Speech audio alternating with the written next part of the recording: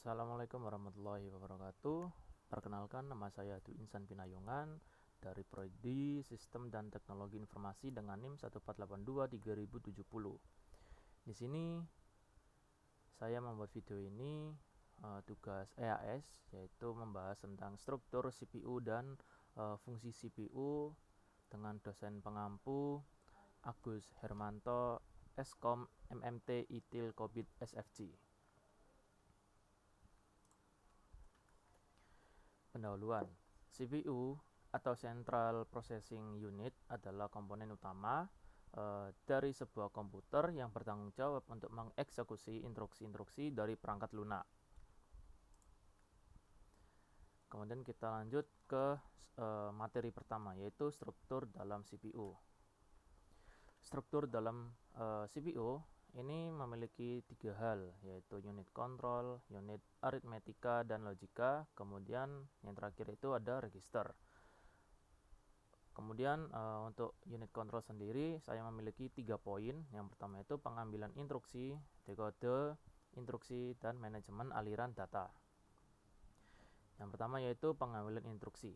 Pengambilan instruksi di sini proses instruksi ini diambil dari memori utama atau cache dan menempatkan di dalam register instruksi untuk dieksekusi. Kemudian yang kedua itu ada dekode instruksi. Setelah instruksi diambil, unit kontrol mendekode atau menguraikan instruksi tersebut agar dapat dipahami oleh komponen-komponen lain dalam CPU. Kemudian yang ketiga yaitu manajemen aliran data. Selama eksekusi instruksi, unit kontrol mengatur aliran data, mengontrol aliran data agar mengontrol aliran data antara register dan unit pemrosesan lainnya seperti arithmetic and logic unit. Kemudian kita ke poin kedua yaitu unit aritmetika dan logika.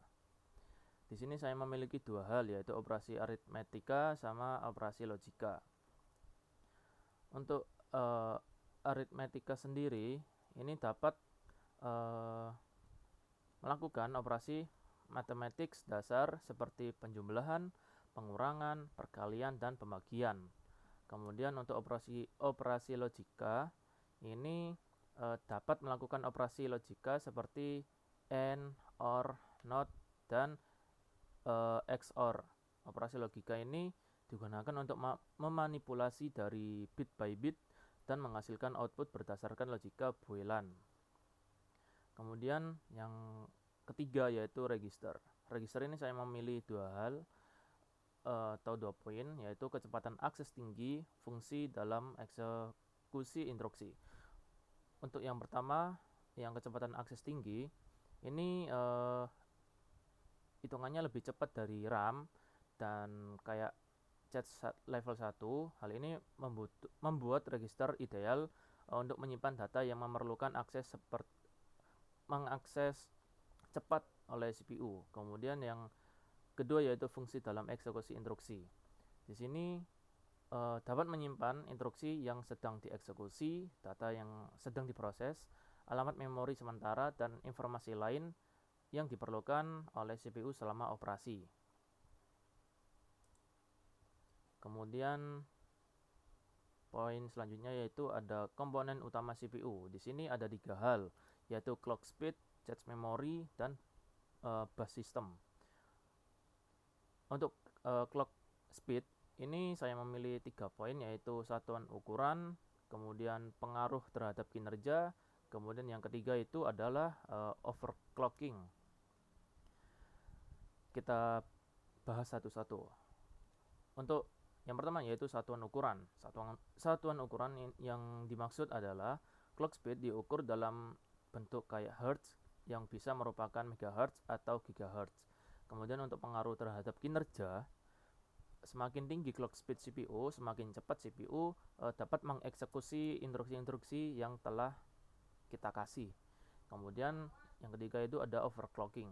Overclocking, beberapa pengguna mungkin melakukan overclocking, yaitu meningkatkan clock speed CPU di atas batas standar untuk meningkatkan kinerja. Kemudian yang kedua adalah cache memory. Di sini saya memilih 2 poin, yaitu manajemen otomatis. Yang kedua adalah pengaruh terhadap kinerja. Yang dimana yang pertama ini cache memory secara otomatis mengelola data yang disimpan di dalamnya dengan menggantikan data yang kurang sering digunakan dengan data yang lebih baru. Untuk yang kedua yaitu pengaruh terhadap kinerja. Di sini cache memory memiliki pengaruh signifikan terhadap kinerja sistem komputer. Semakin besar dan lebih cepat cache memory, semakin efisien CPU dalam melakukan operasi. Kemudian yang ketiga adalah bus system. Di sini saya memilih 2 poin, yaitu kecepatan dan lebar bus, kemudian protokol komunikasi. Yang dimana yang pertama itu adalah kecepatan dan lebar bus. Jumlah bit yang dapat ditransfer sekaligus mempengaruhi kinerja sistem secara keseluruhan.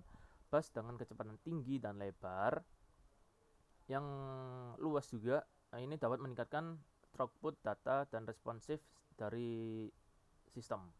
Kemudian yang kedua adalah protokol komunikasi. Di sini bus sistem mengimplementasi protokol komunikasi yang memastikan bahwa data itu ditransfer dengan benar dan aman antara komponen yang telah terhubung.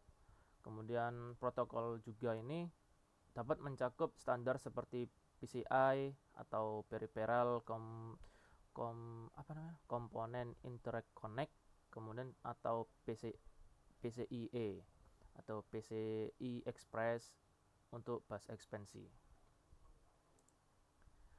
Oke, kita lanjut ke materi kedua, yaitu kita akan membahas fungsi dalam CPU. Fungsi utama CPU yaitu ada 2, fetch sama decoder. Untuk fetch sendiri ini dapat mengambil instruksi dari memori. Kemudian untuk decoder sendiri ini menerjemahkan instruksi ke dalam tindakan yang spesifik. Kita lanjut ke jenis-jenis CPU. Di sini saya memilih 2 poin, yaitu CPU single core dan CPU multicore.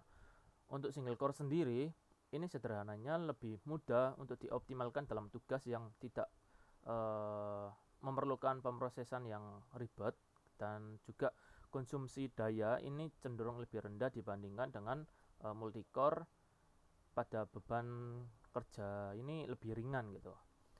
Kemudian yang kedua yaitu CPU multicore. CPU multicore meningkatkan throughput dan responsivitas secara keseluruhan, terutama dalam menjalankan aplikasi-aplikasi yang memanfaatkan banyak core secara bersamaan.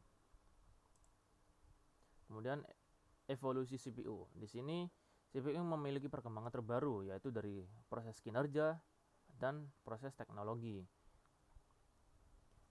Untuk proses teknologi sendiri ini adalah prosesor dengan teknologi fabrikasi yang sangat kecil, yaitu 3 nm. Kemudian arsitektur ARM dan pengembangan CPU yang lebih hemat energi dan lebih kuat. Dan kinerja sendiri meningkatkan jumlah core dan thread, peningkatan kecerdasan buatan AI dan kemampuan pembelajaran mesin learning. Oke, kesimpulan yang dapat saya sampaikan yaitu antara materi yang telah saya sampaikan tadi, yaitu perkembangan teknologi CPU terus meningkat kinerja dan efisiensi meskipun menghadapi tantangan seperti pengelolaan daya, panas, keamanan, dan optimasi perangkat lunak.